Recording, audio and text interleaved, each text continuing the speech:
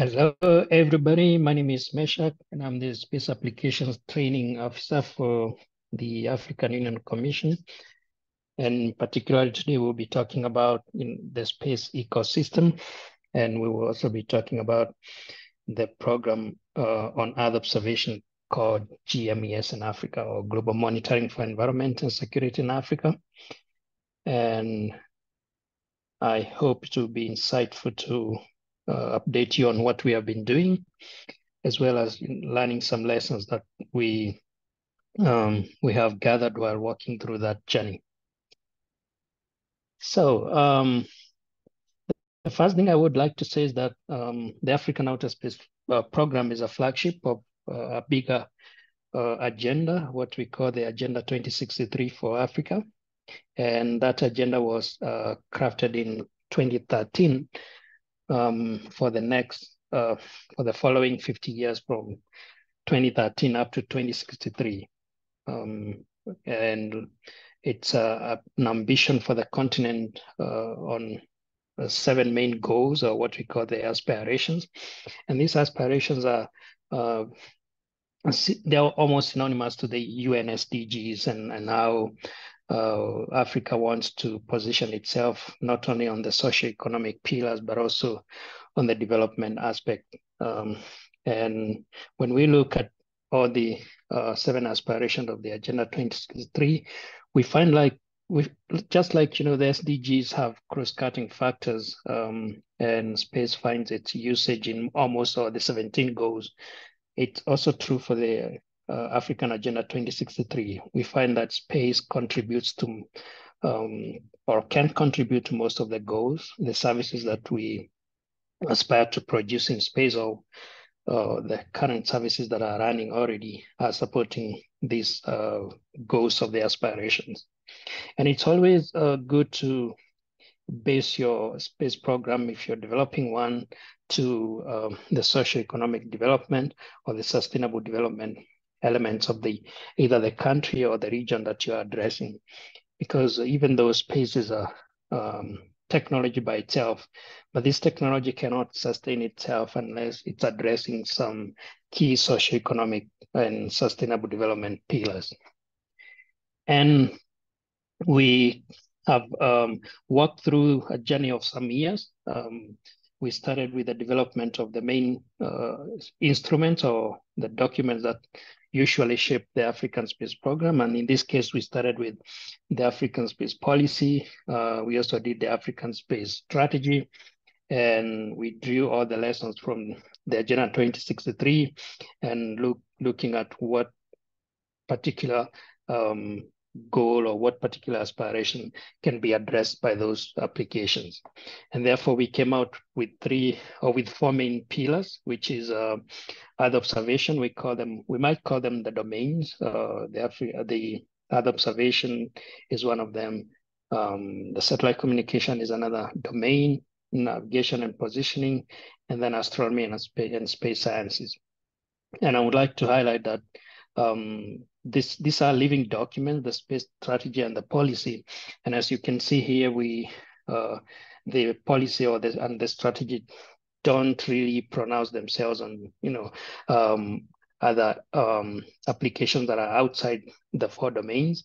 But as you realize, the space economy is growing, and we are incorporating more and more domains like human spaceflight and so on and so forth, which might become useful for the continent. And therefore, these documents are not cast on stone, but development or revisions are foreseen on a regular basis whenever need arises. But at least for now, nevertheless, we can focus on the 4 domains. And I think today we will narrow much more on the Earth observation. So just to move quickly to the policy goals, why we created a policy is that because we need to have coordinated effort on the continent. You realize that space is a collaborative subject.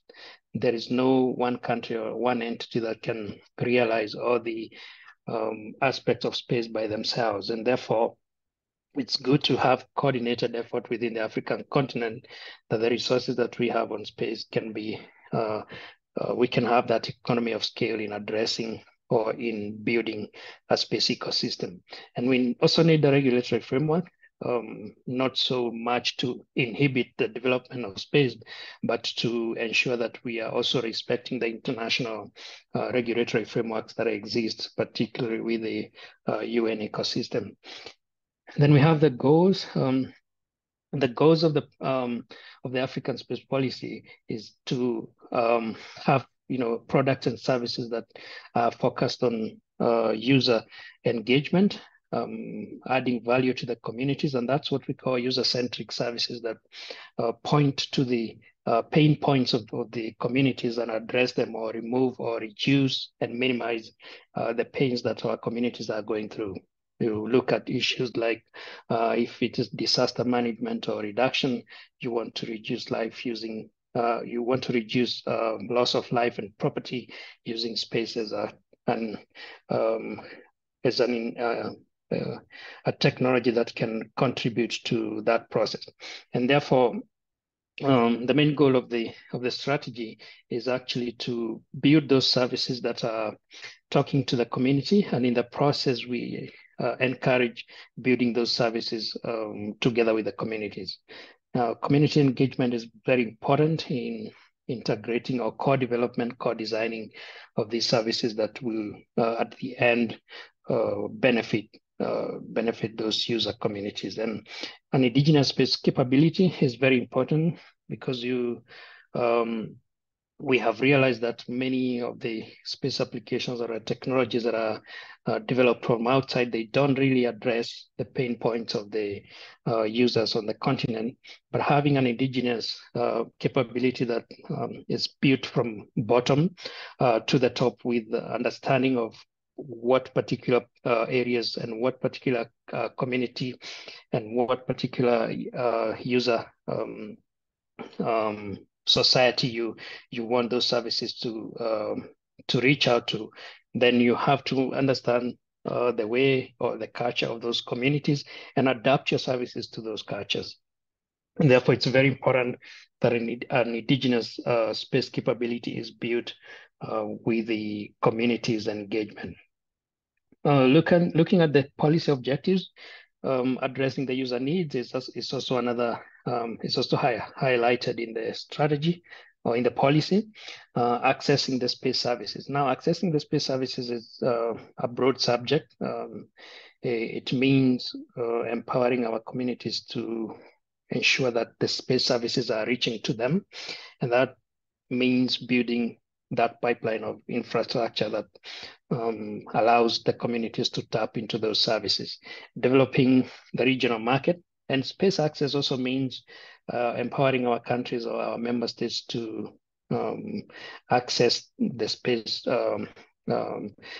to ensure that we have equitable technologies and that we have space for ourselves to deploy our technologies whenever needed. So this is a broad subject that policy addresses at that level. Developing the regional market. Wow, now Africa has almost 2 billion people. We have an existing open free market called the AfCFTA, which is the African Free Trade Continental Trade Zone, which is among the highest trade zones that exist on the world. If we only focus on this trade zone, there are several services that we can exchange amongst ourselves.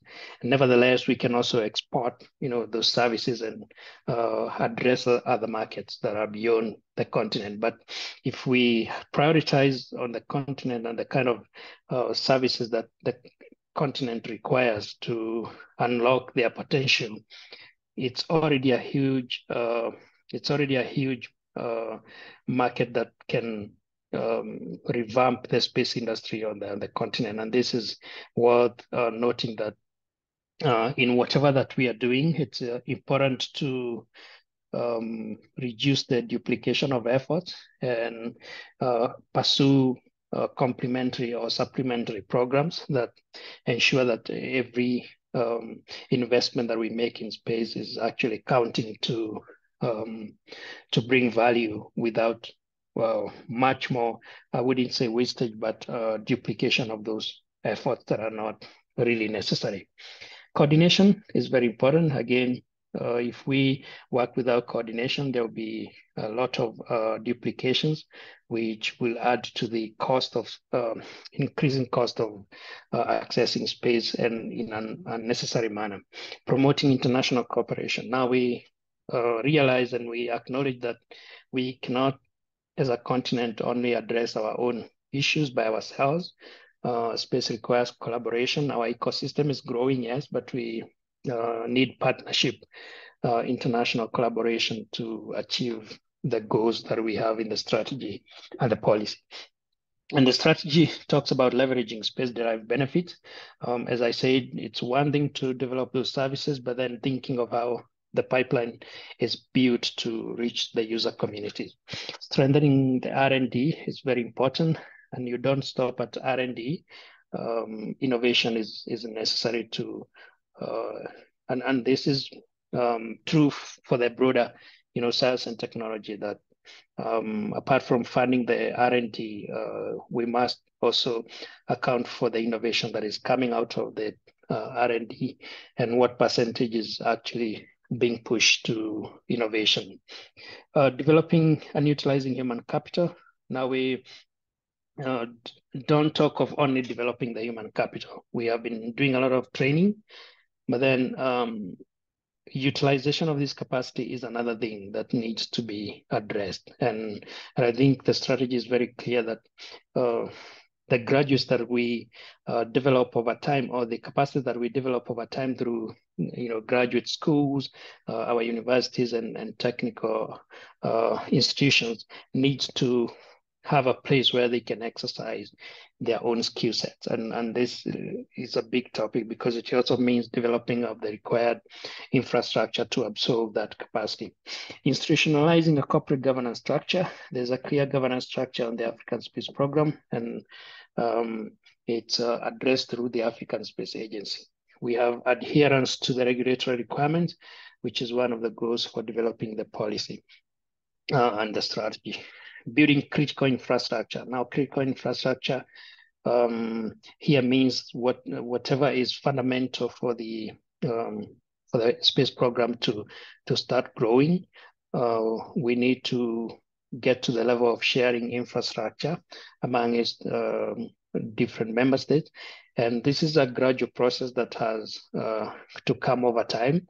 But the work of the African Space Agency is to ensure that there is a sharing of infrastructure, sharing of services, exchanging of skill sets and manpower, amongst other things.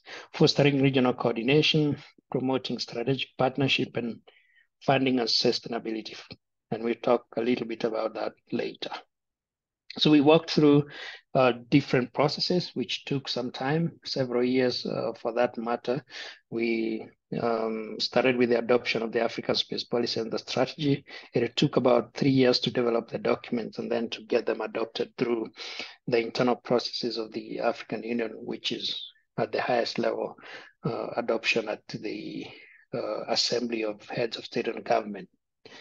And then we looked at, okay, we have the policy and the strategy. Therefore, the next thing is to look at the governance and what institution arrangement can implement the strategy that we have. And therefore, we started a process of the African Space Agency as a continental organ of the African Union, which means that it draws the budget from the African Union Commission part, which means that as an organ, every member state is a bona fide member of the African Space Agency. So there is no ratification process. Every member of the African Union becomes a bona fide member of the African Space Agency. Then we started looking at, okay, who can host this African Space Agency? There was a process that was agreed upon, and a team of experts was hired to do all this job. So we started by announcing or making a call for member states to express their intentions of hosting, and then the statute of the African Space Agency was adopted in 2018, and then we we had an expert group of on the continent who have a broad experience in each of the domains, including the governance ecosystem. And that team of experts moved around to assess those countries that expressed their intentions of hosting the African Space Agency. And they tabled their report, their recommendation, and eventually the Republic of Egypt was chosen to host the agency. And we just did the signature of the hosting agreement, and the infrastructure or the facilities are almost ready, and therefore the operationalization process of the African Space Agency is foreseen from 2024 onwards. And operationalization here means filling the most important positions to allow the African Space Agency to start its functions. And looking at the governance, this is the process. This is a highlight of how the governance is ensured. We have, from the high level, the assembly of heads of state and government through a committee, and then the executive council, which is the ministers of foreign affairs of each and every member state.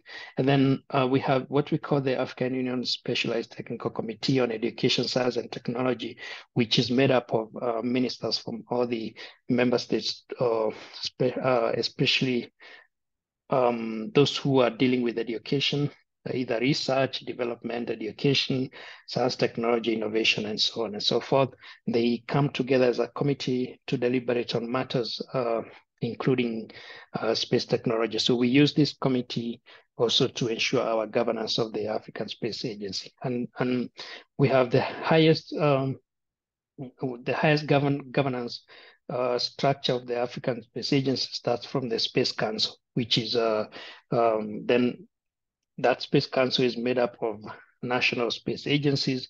It's made up of different departments of the African Union Commission, and that council reports to the Specialized Technical Committee on Education, Science and Technology, which then addresses the hierarchies through the Executive Council and the African Union Assembly. Then at the operational level, the Director General oversees the operations of the African Space Agency on a daily basis. And this is how it looks like. We have developed different directorates of space applications according to the domains, and we have also include other corporate systems like strategic planning, directorate of corporate service, including human resource, finance, procurement, and so on and so forth. And on the other pillars, on the other side, we have support systems like the space systems IT, the general IT. You also look at the space industry and business development, capacity and learning and skills development, which is a key pillar on developing capabilities of space on the continent. And now, this is just a highlight of what we have been doing so far as regards to the space agency itself. So we, in parallel, while we have been overseeing the development of the governance system, we have also been doing some operational programmatic efforts, and here we have conducted several baseline studies, and these baseline studies are basically to ensure that when the African Space Agency becomes fully operational, at least they have some data to rely on to brief the agency, especially the Director General and the teams, on the state of affairs regarding Earth observation, private sector in Africa, the survey on. We have a survey and gap analysis on navigation and positioning. We have a baseline study on the socioeconomic benefits of space in Africa, which was conducted 1 or 2 years ago. We have a baseline study on astronomy and space science, and these baseline studies basically they're going to advise each and every directorate that is responsible for that domain, and telling them this is our starting point from this status of the or what we call um, the state of play in each and every domain, and from there you can build your own programmatic efforts or programs depending on what is priority during that time.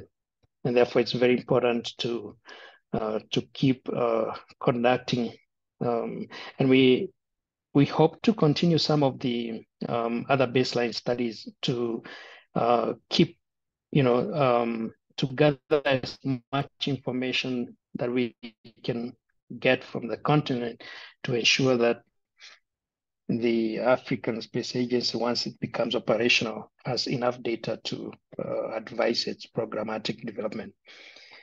Now, one of the things that we also have succeeded to do is the implementation of GMES in Africa, which is the Global Monitoring for Environment and Security in Africa.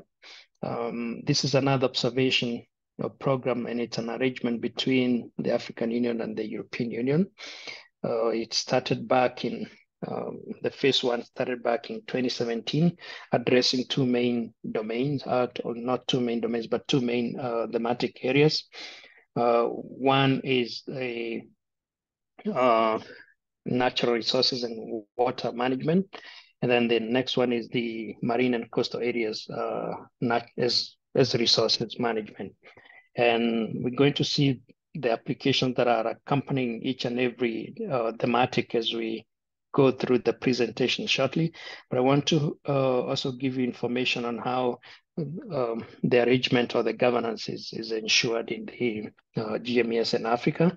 As you can see here, we are working with a consortia system of arrangement. Consortia, we know that the continent is divided into 5 subcontinents or the regions.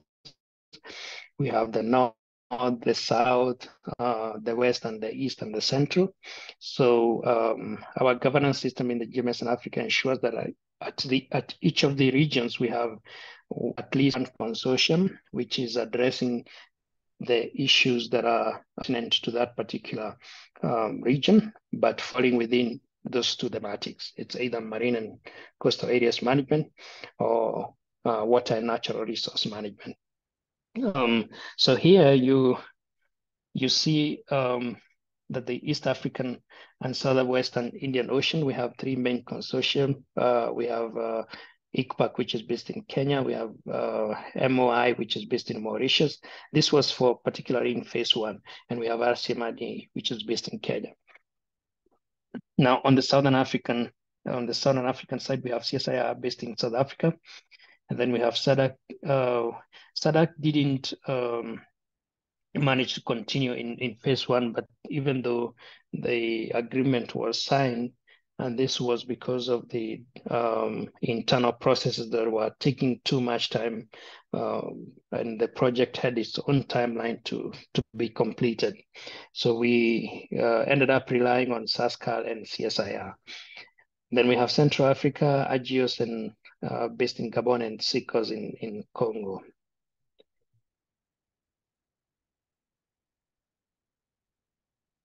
So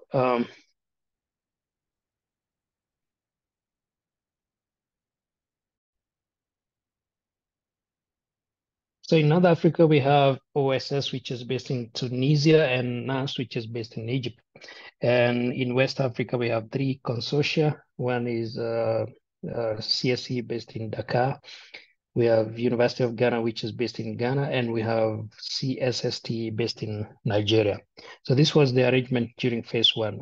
In the phase 1 ended in 2021, and the phase 2 took over from there.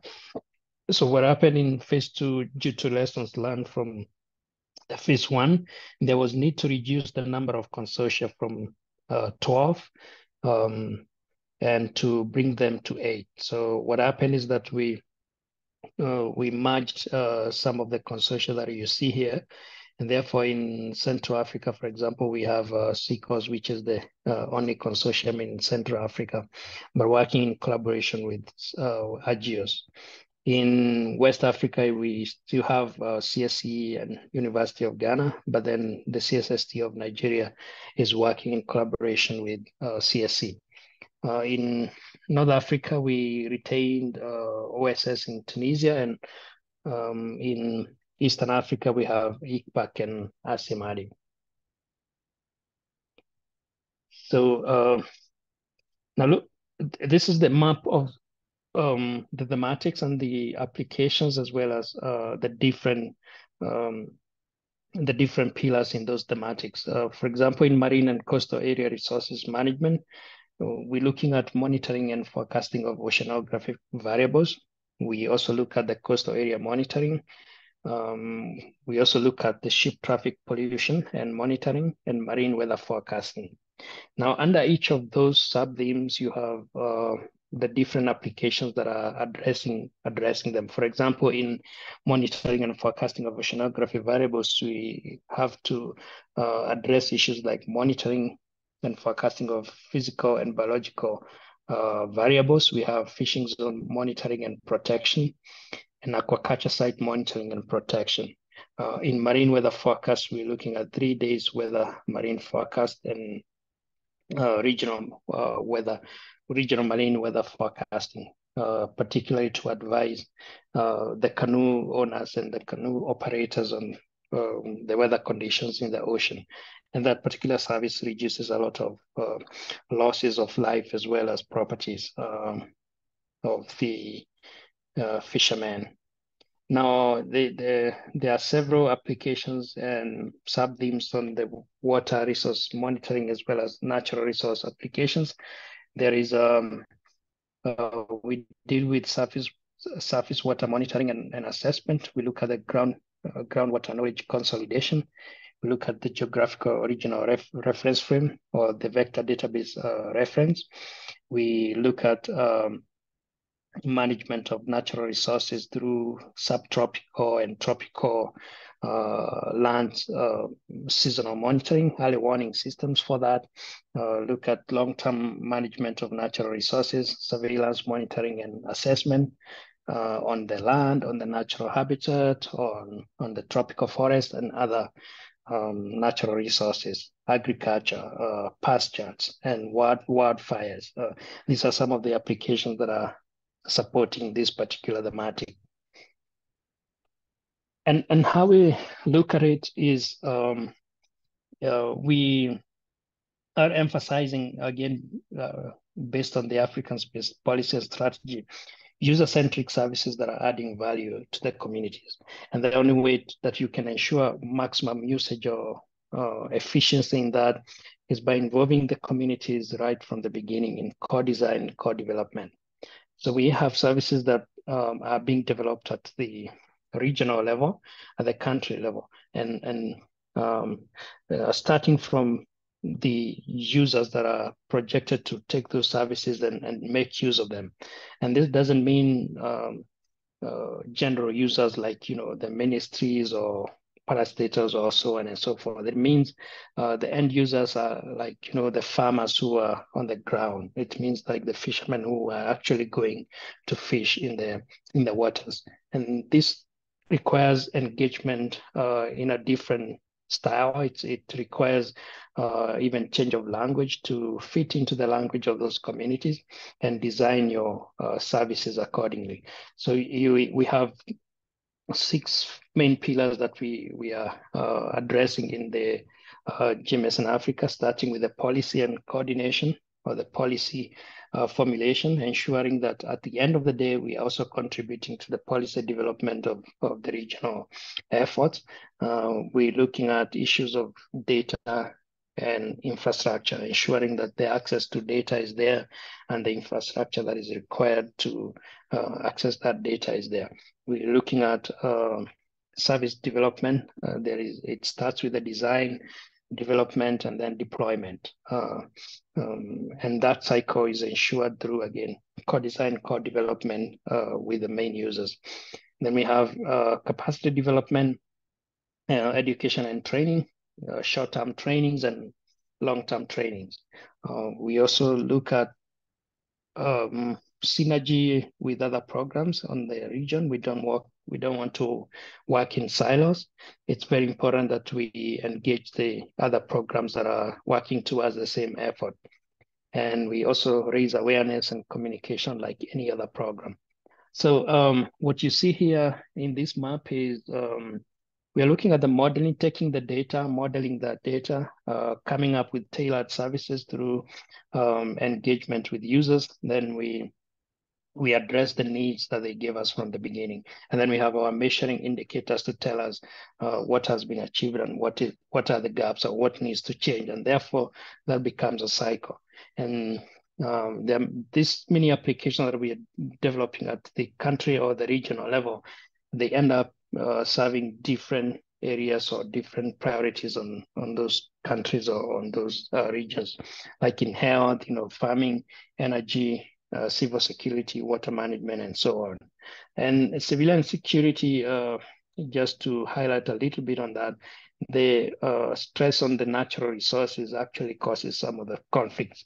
Like if you have a transboundary water on the region, and that transboundary water is facing different strains from encroachment of the communities, that alone can start causing conflict. And therefore, managing that through Earth observation is very important to advise the policy and the decision makers before those resources become or yield uncontrolled conflicts in the regions.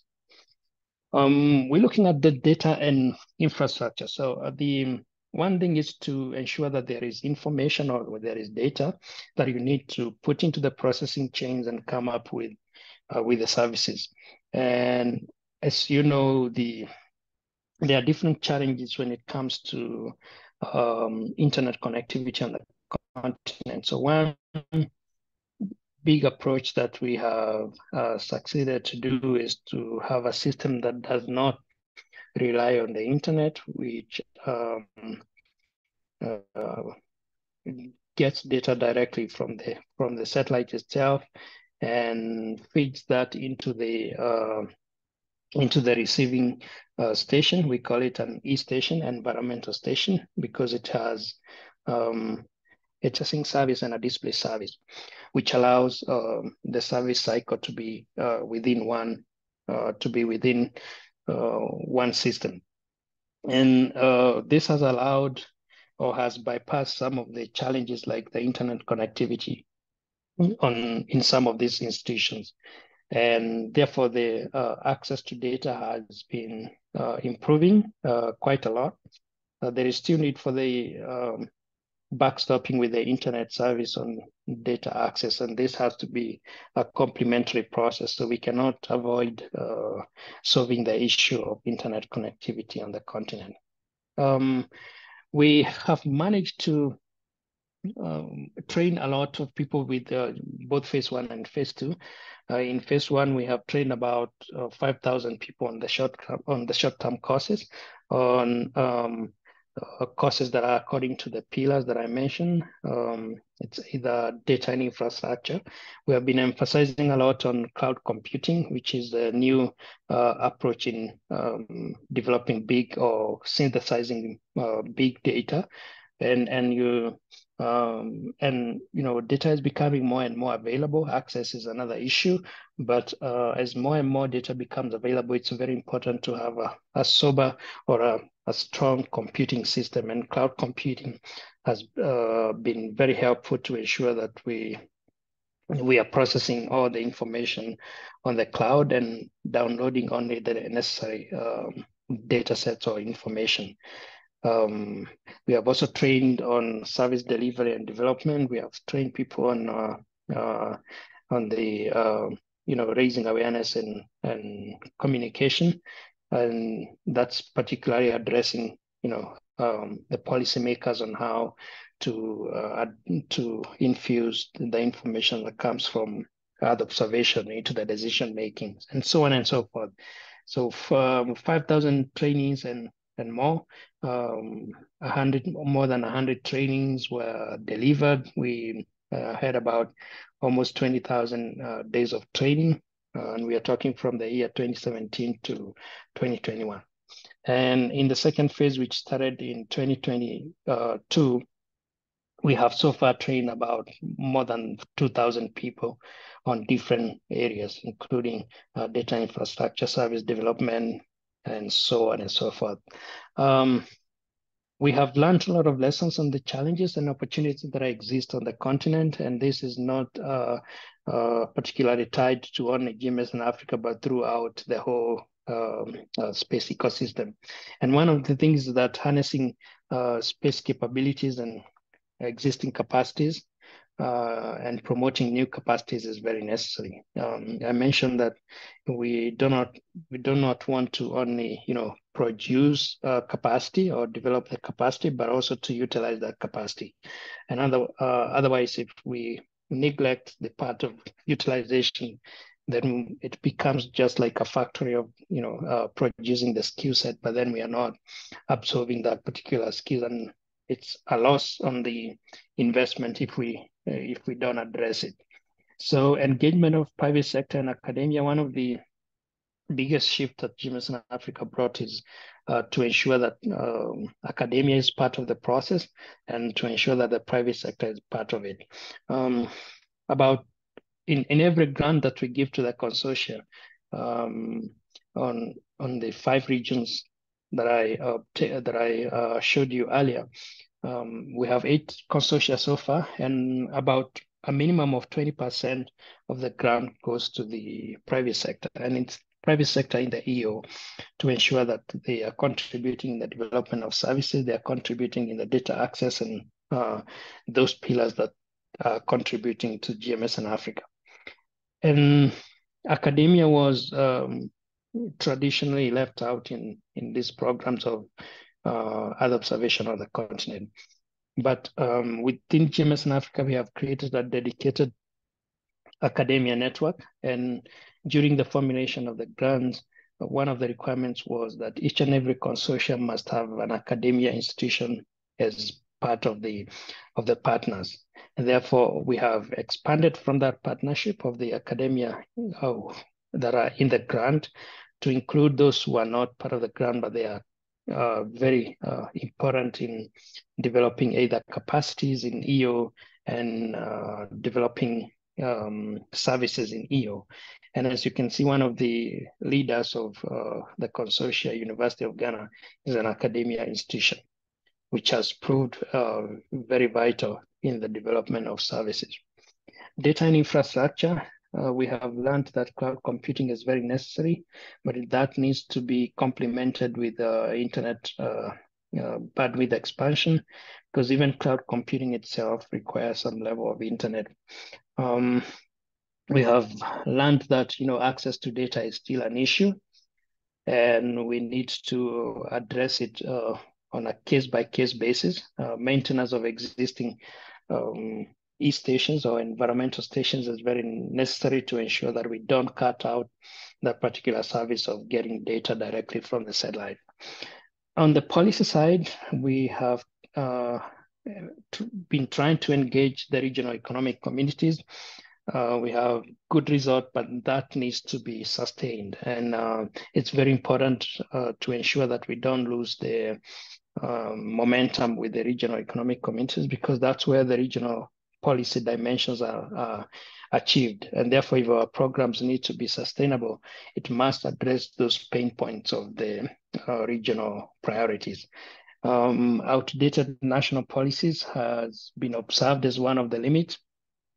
Data sharing has also been, a big issue, even within institutions within the same country. And this is a broad topic that needs to be resolved through different engagements. And therefore, the pillar on policy and institutional framework becomes very important to address that particular issue. Well, the capacities, the existing expertise, there's a lot of expertise, but then utilization, there is a gap. We need PPP or public-private partnership in developing and absorbing that capacity. We need northern-south and southern-south partnership in each and every program that we have, including Earth observation. With the COVID, we have learned new lessons of addressing capacity development, and distance education programs have become more pronounced. And therefore, we developed one platform called Digital Learning Platform, which houses all the materials for trainings, and consortia and other training institutions have been putting their materials there. Therefore, there are many particular courses that have been uploaded to allow many more users make use of those materials. We have also learned that on the services side, user uptake has not been so progressive, and this is probably because we haven't been communicating effectively. And therefore, we have strengthened the pillar of awareness raising and communication. We have seen a lot of improvement on the phase 2 in usage of Earth observation data now being integrated into the decision-making process. Cascading of value addition versus cascading of users. Again, each and every user is different, and therefore the communication models vary depending on the targeted users, and therefore it's very important to have very profiled users on the services, on each and every service, and defining the particular service that goes to which user, and defining a communication process that needs to happen until those users understand. Bottom-up user approach is very useful when we have been learning good lessons also with Copernicus program on how to address some of these issues for user uptake. Okay, so we have also seen through the surveys that we have done on the Africa space side, we have seen there is a growing trend of the EO, new space EO companies, which has probably been triggered by the GMES and Africa inclusion of the private sector in the ecosystem. And these companies are working to address different services or address different markets. And we have done also a survey on them on how they have been faring, and we look at the different challenges as well as proposed solutions. And one of the challenges is that there's lack of proper partnership among the companies.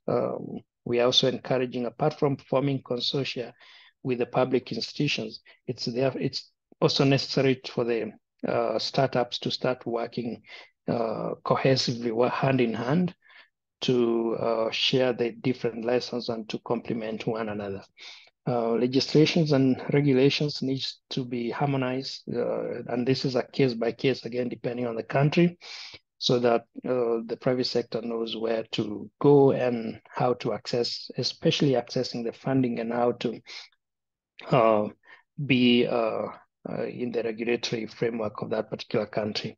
Skills gap, and then again, because the startups, they don't have a lot of funding, they have been facing issues where they cannot retain the skill set in their own domain.